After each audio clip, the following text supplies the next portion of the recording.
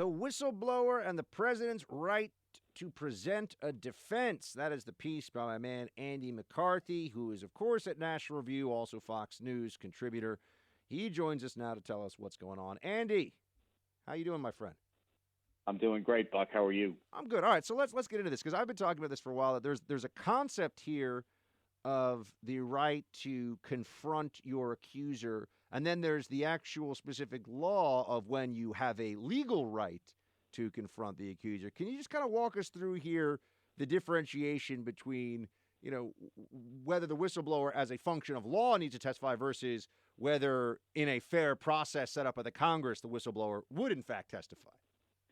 Yeah, I think the latter you could say for sure, Buck. In a fair process, he could be called to testify. There's so much legal confusion about all this, and people are throwing a lot of half-baked ideas around, not least the idea of whistleblower itself. I've tried to point out that this fellow who's been identified elsewhere, if that is the guy we're talking about,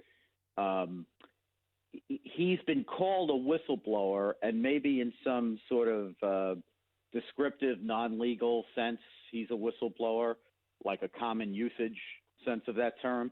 But under the only sense that matters, the statutory sense, he's not a whistleblower, because the statute that they're relying on relates to intelligence activities that are under the jurisdiction of the Director of National Intelligence. This guy is not reporting on intelligence activities. He's reporting on the president's activities, specifically the conduct of foreign policy with a counterpart in Ukraine, a foreign national or a foreign government.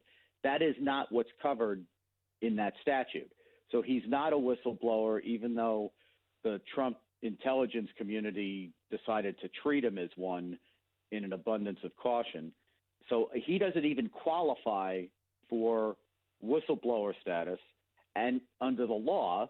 And even if he did, the whistleblower protections that would be afforded to him would be against reprisals. Other than the Inspector General of the intelligence community, no one is required to give the whistleblower anonymity, and even the Inspector General is not required to give it to him under all circumstances. For example, if you refer a matter to a prosecutor for trial, the expectation is that the whistleblower could become a witness where he would have to be public. So, the whole idea of him being a whistleblower and entitled to anonymity is bogus.